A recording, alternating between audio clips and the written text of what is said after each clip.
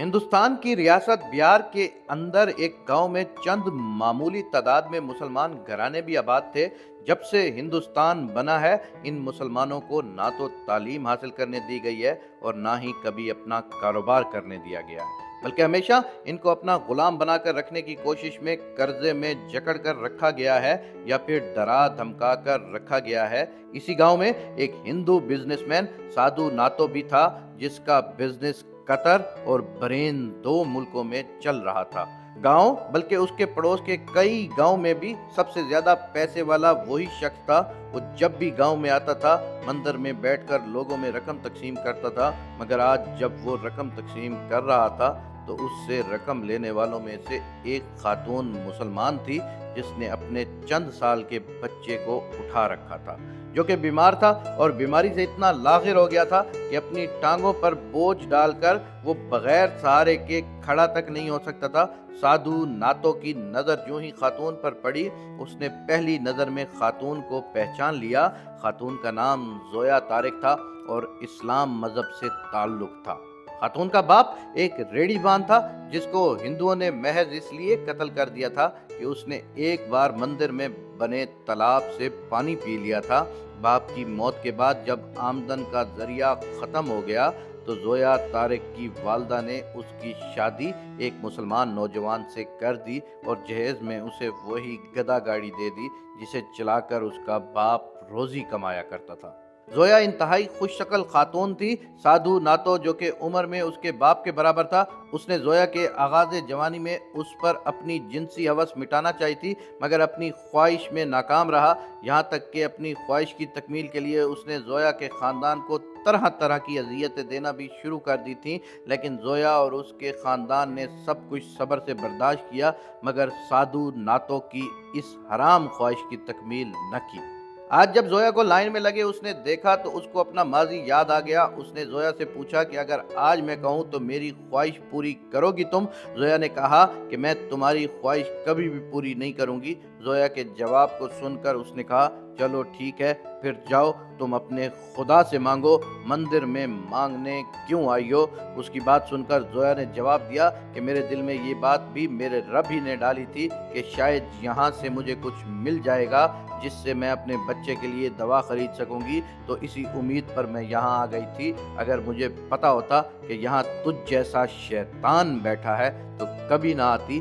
बाकी तू जो रकम तकसीम कर रहा है इसमें भी मेरा हक है, क्योंकि तू ये रकम बतौर खैरात तकसीम कर रहा है और मैं इस खैरात की हकदार हूँ। हमारे नबी करीम सल्लल्लाहु अलैहि वसल्लम ने फरमाया कि मफहूम जिसका है कि तुम खैरात को मत रोको वरना तुम्हारा रिस्क भी रोक लिया जाएगा।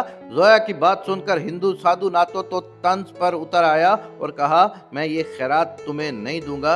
अगर इससे मेरा रिस्क बंद होता है तो बेशक हो जाए, कम अज कम मेरा रिस्क बंद हो जाने पर ये तो पता चलेगा ना कि मुसलमानों का मजहब झूठ नहीं कहता। और दूसरी बात, मैं पूरे गांव में ये ऐलान करवा दूंगा कि कोई भी हिंदू तुम्हारी मदद नहीं करेगा।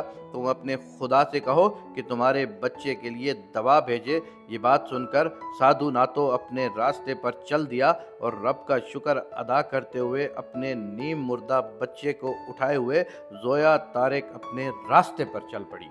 रात को जोया तारिक के बच्चे की तबीयत बहुत ज़्यादा बिगड़ गई। वो रात को बच्चे को उठाए हुए पैदल अस्पताल की जानिब चल दी। अद्वियात खरीदने के पैसे या बच्चे को चेकअप के पैसे उसके पास नहीं थे, लेकिन वो अपने हिस्से की कोशिश करना चाहती थी, क्योंकि वो कहती थी, मैं अपने हिस्से की कोशिश कर दूं, बाकी काम मेरा रब जो करेगा वही सबसे बेहतर होगा। वो अस्पताल खुलने से घंटा पहले जाकर अस्पताल की दहलीज के सामने बैठ गई। अस्पताल खुलने के बाद जब डॉक्टर्स वहां पहुंची और जोया की हालत देखी तो फौरन उसे अपने कमरे में बुला लिया। उसके बच्चे का तसल्ली से चेकअप किया, उसको अपने पैसों से अद्वियात खरीद कर दी और उसके बच्चे का मुकम्मल इलाज किया, बल्कि उसकी तालीम का खर्चा भी उठा लिया।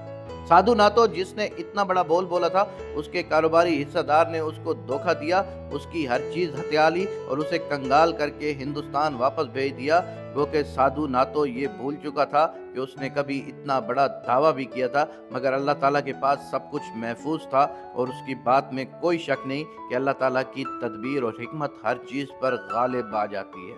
साधु नातो ने जो मुतकब्बराना बोल बोले थे उसका अंजाम आज देख लिया। आज जोया तारेक का वही बेटा डॉक्टर है और एक ऐसे इदारे के इंतजामात भी संभाल रहा है जहां लावारिस लोगों को रखा जाता है। उन लावारिस लोगों में से एक साधु नातो भी है जिसके कंगाल होने के बाद उसके सब रिश्ते नाते यार दोस्त उसे छोड़कर जा चुके हैं। अब उसका वाहिद और आखिरी सहारा जोया तारेक का वही बेटा है जिसके खुदा और मज़हब को सच्चा जानने के लिए वो चैलेंज किया करता था।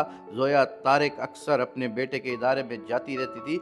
वो अपनी उम्र की बुजुर्ग ख़वातीन से मिलती और उनके दुख सुख बांटा करती थी। आज जब वो उन ख़वातीन से मिलने के बाद बाहर निकल रही थी तो बैरूनी दरवाजे से साधु नातो इदारे में दाखिल हो रहा था। दोनों ने एक बार फिर एक दूसरे को देखते ही पहचान लिया। साधु नातो ने उसे देखते ही सवाल किया था कि तुम तो कहती थी कि तुम्हारा मज़हब और खुदा सच्चा है, फिर तुम यहाँ कैसे? साधु नातो की बात सुनकर जोया तारेक ने जवाब दिया कि अल्हम्दुलिल्लाह, इस बात में कोई शक नहीं, मेरा खुदा सच्चा है। मेरे खुदा ने मेरे सब्र के ओज़ मुझे बहुत कुछ अता किया और तेरे तकब्बुर के ओज़ तो इससे सब कुछ छीन लिया। देख लें, कभी मैं मंदिर में खैरात मांगने आई थी और मेरे मुसलमान होने की वजह से तूने मुझे खैरात नहीं दी थी, लेकिन मैं मायूस नहीं हुई और अल्लाह तबारक व तआला से उम्मीद लगाए रखी। मेरे अल्लाह तबारक व तआला ने मुझे इतना नवाज दिया कि आज ये इदारा जिसमें तू और तुझ जैसे और बहुत सारे लोग मुकीम हैं वो हमारी खैरात पर चल रहा है। लेकिन तुझ में और मुझ में फ़र्क ये है कि तुम्हारा मज़हब तुम्हें इजाज़त देता है तुम जिसे चाहो खैरात दो, जिसे चाहो ना दो, लेकिन मेरा मज़हब मुझे इस चीज़ की इजाज़त नहीं देता, बल्कि मेरा मज़हब कहता है हर हकदार को उसका हक दो। अपनी बात मुकम्मल करने के बाद जोया तारेक उसके तासुरात देखे बिना बाहर की जानिब चल दी और साधु नातो वहाँ बैठकर रोते हुए कहने लगा था, बेशक तुम्हारा खुदा, रसूल और मज़हब सच्चा है। सुभान अल्लाह।